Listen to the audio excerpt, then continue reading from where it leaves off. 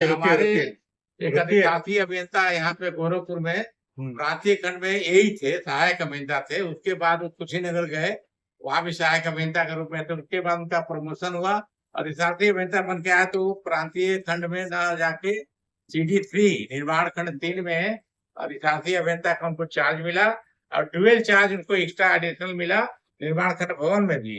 दोनों जगह का उन्होंने अधिशासी अभियंता के रूप में करोड़ों रुपया का राजस्व के नुकसान पहुंचाए हैं।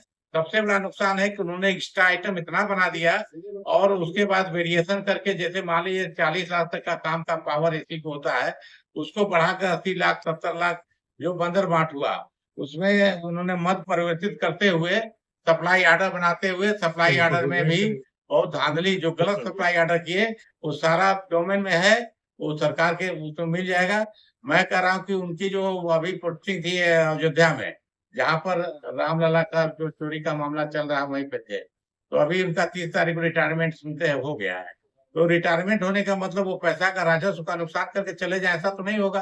तो मैंने इस बात को प्रमुख अभियंता से भी, मुख्य अभियंता से भी उठाई है। मुख्य अभियंता ने हमसे समय भी दिया है कि आप 2-3 दिन बाद फोन करिए, आइए। हम बोले नहीं, हम आएंगे नहीं, हमको कुछ मतलब नहीं है, इसकी जांच कराइए। क्योंकि पैसा एक एक रुपया जो हमारे आदरणीय मुख्यमंत्री जी जो है, इनके जमाने में चोरी एकदम बंद है। जो जमाना अखिलेश का था, मायावती के था, करोड़ों रुपए की लूट होती थी, एक पुलिया बनाने का पैसा नहीं रहता था।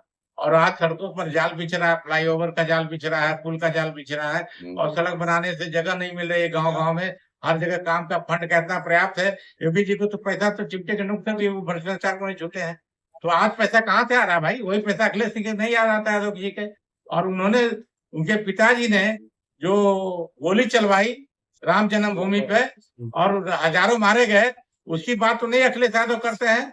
और हमारा चंदा चोरी की बात उनको पता लग गई कि चंदा चोरी हो रहा है, तो चंदा चोरी की बात इतना लेट में क्यों कहे?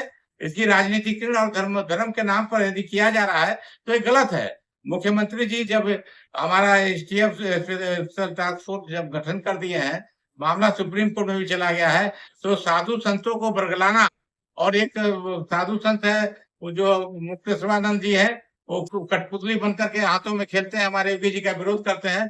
कैसा शंकराचार्य है जिसको खुद अखिलेश ने मरवाया था बनारस में?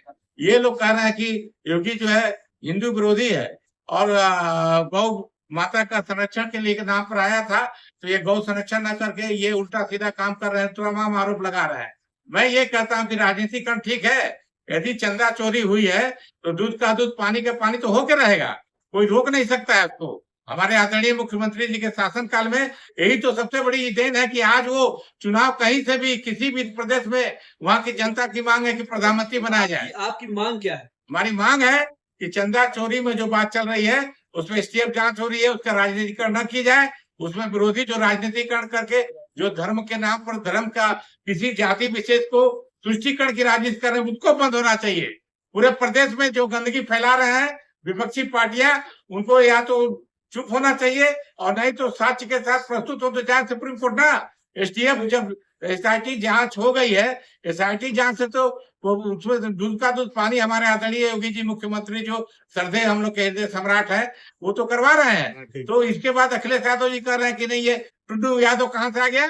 टुन्नू यादव उनका खास आदमी था, उनका साथ रहा है, तो उसने रिपोर्ट दे दिया। तो रिपोर्ट दे दिया तो मामला को पहले, आज 2 साल पहले 3 साल पहले ट्रस्ट बनी है, तो ट्रस्ट में चंपत राय हो, चाहे संपत राय हो, चाहे विपत राम हो, सबकी जांच होगी, कोई बचेगा नहीं। योगी जी छोड़ने वाले नहीं है। मेरा इतना ही कहना है कि विपक्षी राजनीतिकरण बंद करे, और बाकी जो है हम इतने करके, जय हिंद, जय भारत, वंदे मातरम।